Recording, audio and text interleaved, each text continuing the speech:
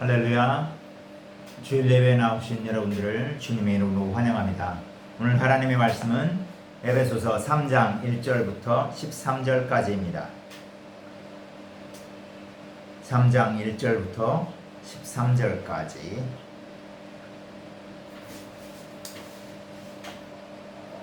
에베소서의 배경을 다시 한번 우리가 환기를 시켜드리고자 합니다. 에베소라는 곳은 로마 제국 시대의 그 소아시아의 수도였어요. 소아시아의 수도가 될 수 있었다는 것은 바로 로마 황제에 대한, 로마 제국에 대한 굉장히 충성심이 대단히 강했다라는 것을 말해주고 있어요. 그리고 로마 제국의 4대 도시로서 정말 에베소는 그 로마 황제의 인정을 받기 위해서 굉장히 노력을 많이 했어요.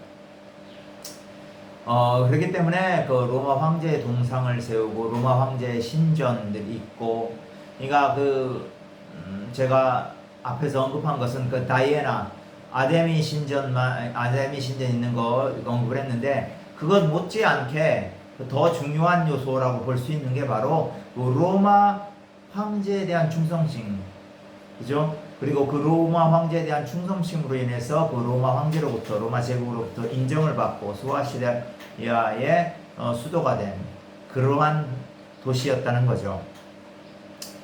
그러니까 바울이 이 감옥에서 이 복음을 썼을 때 바로 그러한 상황들을 잘 알고 있죠. 그러니까 에베소 교회에 들어온 그 이방인들은 바로 그러한 상황들을 잘 알고 그 가운데 살던 사람들이라는 거죠. 에베소라는 도시가 로마 황제에 대한 충성심으로 버물려져 있는 도시. 그리고 아데미 여신에 대한 헌신과 그러한 그 삶의 헌신의 그 결과는 사실은 그 문란함이죠. 그 문란함으로 뒤범벅이 된 그러한 사람들이 에베소 교회에 들어왔다는 것들을 염두에 두고 쓰는 거예요. 그래서 여기에 보면 우리가 그 두 가지 로마 황제에 대한 충성심, 그죠? 그리고 그 아데미 그 여신, 그 종교에 대한 그 열정, 종교에 대한 헛된 충성, 이런 것들이 강했다는 거예요. 두 가지를 염두에 두고 이해를 하시는 게 필요해요. 그래서 앞에 부분에서도 보면 그 정사와 권세라는 게 나와 있는데, 그 바울이 에베소서뿐만 아니라 골로새서에도 나오고 바울 서신에 정사와 권세라는 표현을 여러 번 하고 있어요. 제가 따로 정사와 권세에 대해서 좀 자세하게 설명을 드리겠지만, 정사와 권세는 어떤 학자들은 그 천사라고 말합니다. 그런데 천사를 말하는 게 아니에요. 천사는 이미 하나님의 존재를 알고 있고 하나님께 영광을 돌리는 존재이기 때문에 천사들에게 하나님의 능력을 알릴 필요가 따로 없는 거죠. 정사와 권세라는 것은 뭐냐면 악한 영들이에요. 악한 영들이 이제 두 가지 형태로 나타납니다. 그러니까 로마 황제에 대한, 로마 제국을 하나의 조직적인 로마 제국을 배후에 조정하는 악한 영들의 권세, 이거를 정사와 권세로 본 거고, 또 하나는 아데미 연신 신전을 중심으로 하는 그런 그 종교적인 그러한 세력들, 종교적인 세력을 주관하는, 그러니까 조종하는 그러한 악령들, 그러니까 사탄과 악한 영들의 실체를 말하는 거예요. 이게 바로 정사와 권세라는 겁니다. 그런데 1장 마지막 부분에 보면 하나님께서 그것을 예수 그리스도께서 이것들을 다 극복하시고 승리하셨다는 거죠. 이들에 대해서. 여기 보면 1장 21절을 한번 볼까요? 모든 통치와 권세자와 능력과 주권과 이 세상뿐만 아니라 오는 세상에 일컫는 모든 이름 위에 뛰어나게 하셨다. 이건 뭐냐면 그러니까 예수 그리스도께서 하나님께서 죽은 예수 그리스도를 살리시고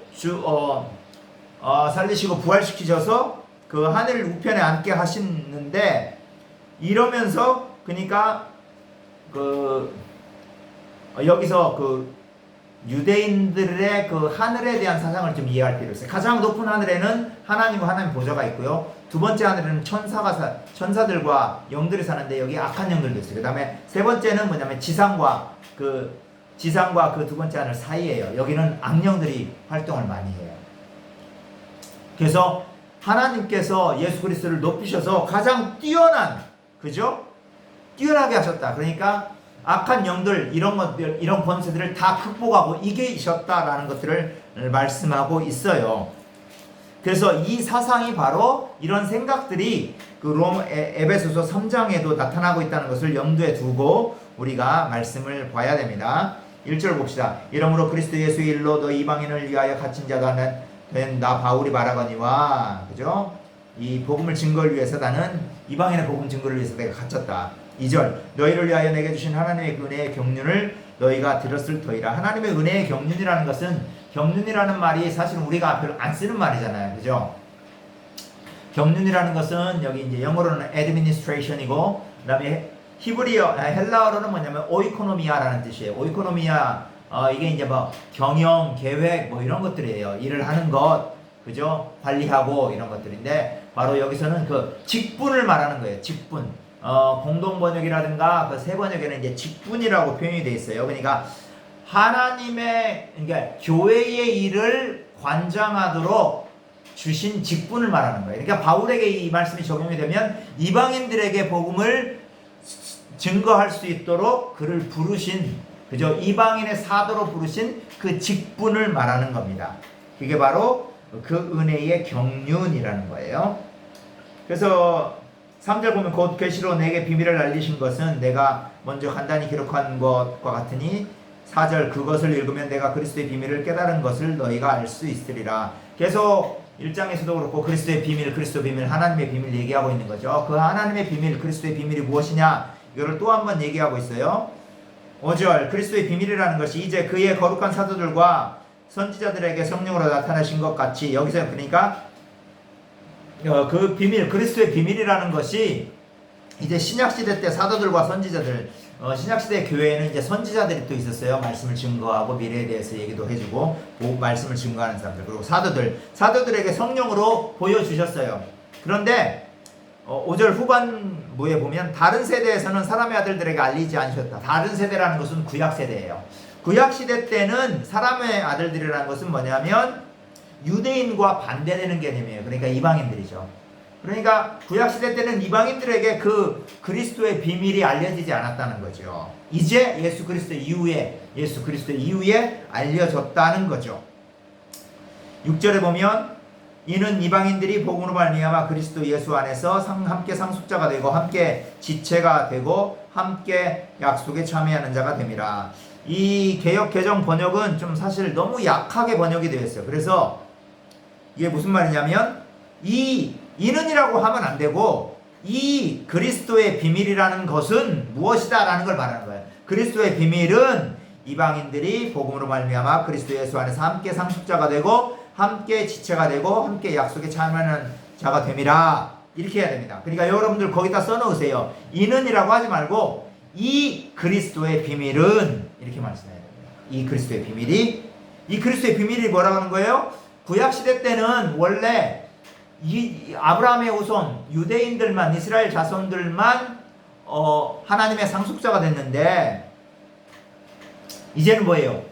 이방인들도 함께 상속자가 됐다는 거죠. 이 상속자 개념이 구약에서 굉장히 중요했죠. 기업이라는 표현으로도 사용이 됐었죠. 구약시대 때 많은. 근데 이제는 상속자가 유대인들뿐만 아니라 이방인들도 상속자가 되었다. 이것에 대해서 지금 그리스도의 비밀을 바울이 맡았고, 이 맡은 직분을 경륜이라 했다는 거죠. 그죠? 하나님의 경륜. 이 그리스도의 비밀을 이방인들에게 증거하는 것이 자기의 직분이라는 거예요. 저의 직분이기도 하고요. 할렐루야. 여러분들의 직분이기도 하고요. 그래서 이방인들도 상속자가 되고 약속에 참여하는 언약이죠. 하나님과 맺었던 아브라함과 하나님이 맺었던 언약. 그리고 시내산에서 그죠? 19장, 20장에서 24장 출애굽기에 나오는 이 부분에 하나님과 이스라엘 백성들이 그 시내산에서 언약을 맺죠. 그때는 이스라엘과 하나님만 맺었지만 이제는 그리스도께서 제자들과 최후의 만찬을 할 때 모든 이방인들까지 다 포함이 다 되는 그러한 언약이 된 겁니다. 그래서 이 언약에 동참하게 된 거예요. 누가? 에베소 교인들. 이방인으로서 에베소 교인들이 그렇게 된 거예요.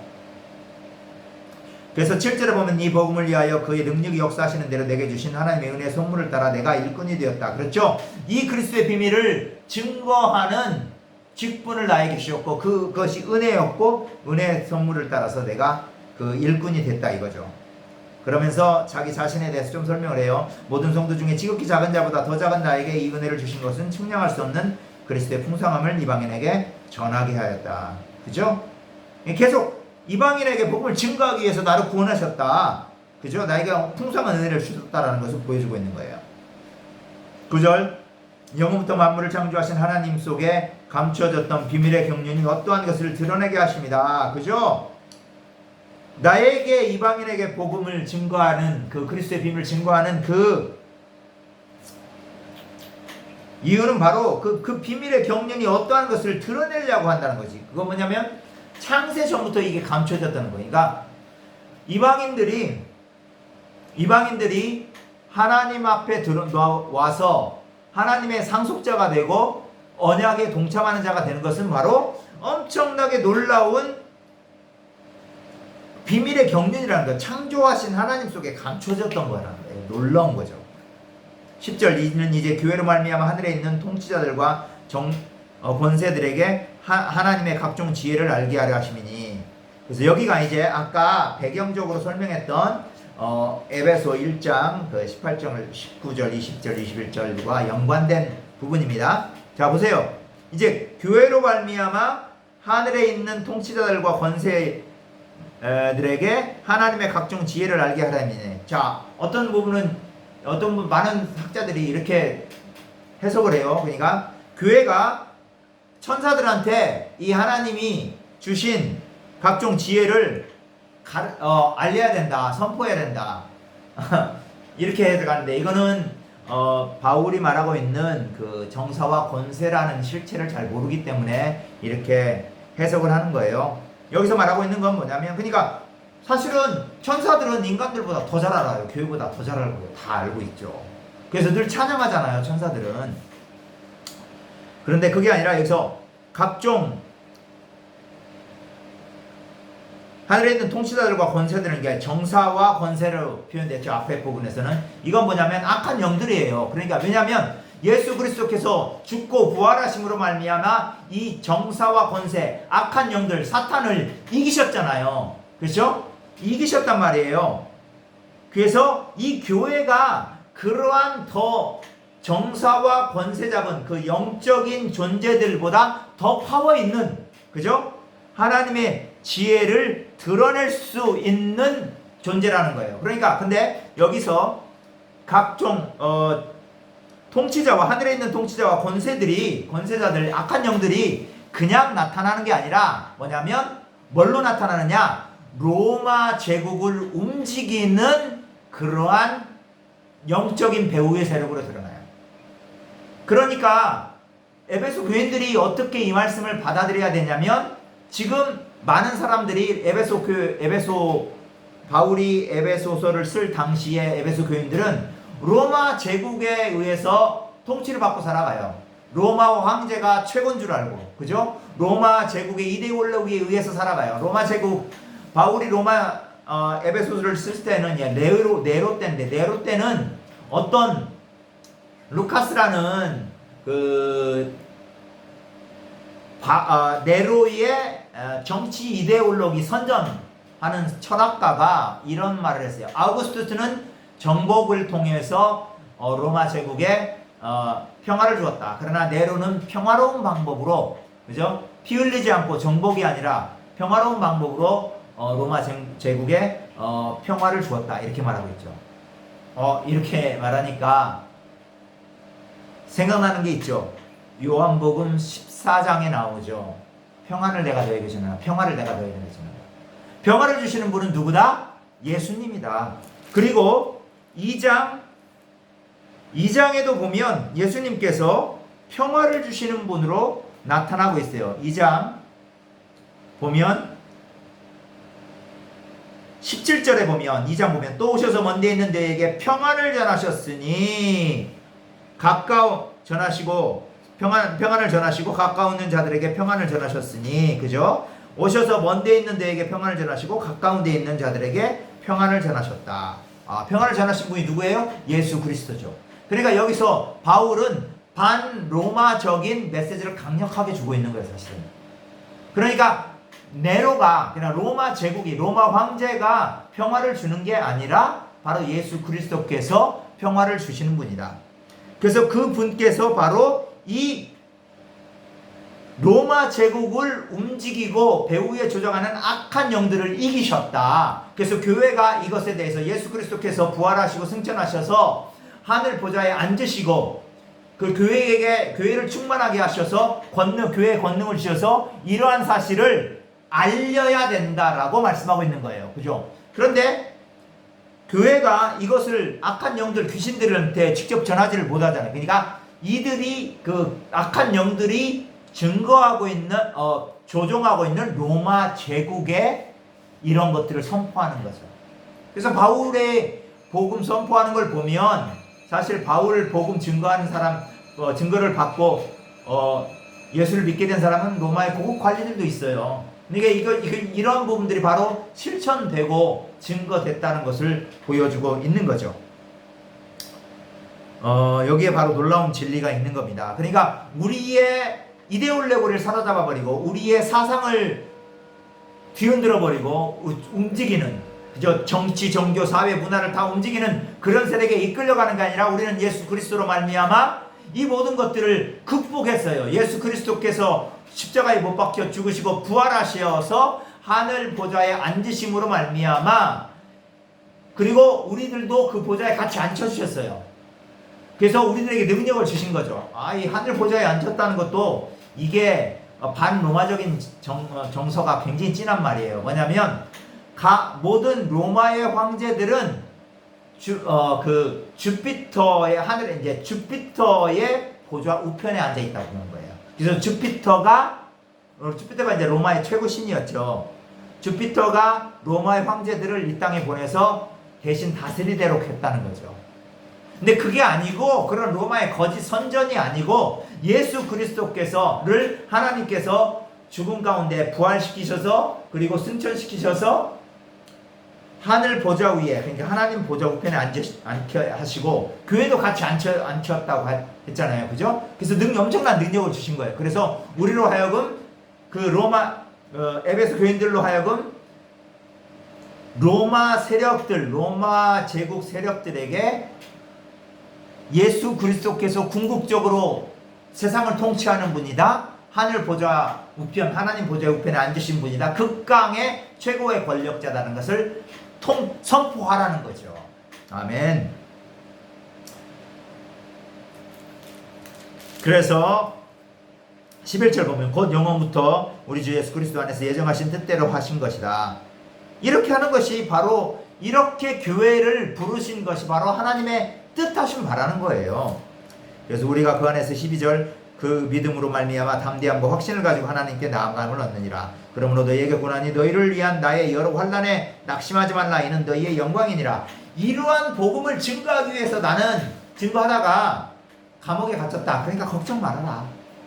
당신들, 우리 교인들, 에베소 교인들, 정말 이 땅에 로마 제국에 주눅들어 살지 마라. 예수 그리스도께서 하나님께서 너희들을 예수 그리스도를 부활시키실 때 같이 부활시키셨고, 너희들을 하늘의 보좌 우편에 앉으셔서 이 땅을 좌지우지하는 로마의 세력들을 뒤에서 흔들고 배후 조정하는 영적인 세력들을 극복하도록 하셨다. 아데미 여신을 통해서 종교를 지배해버리는, 사회를 지배해버리는, 문화를 지배하는 이러한 영적인 배후 세력들을 다 극복하시고 이기셨다. 굴복시키셨다. 그러므로 교인들, 너희들 걱정하지 말고 말씀을 선포하며 힘있게 살아가라 라고 말씀하고 있는 거죠.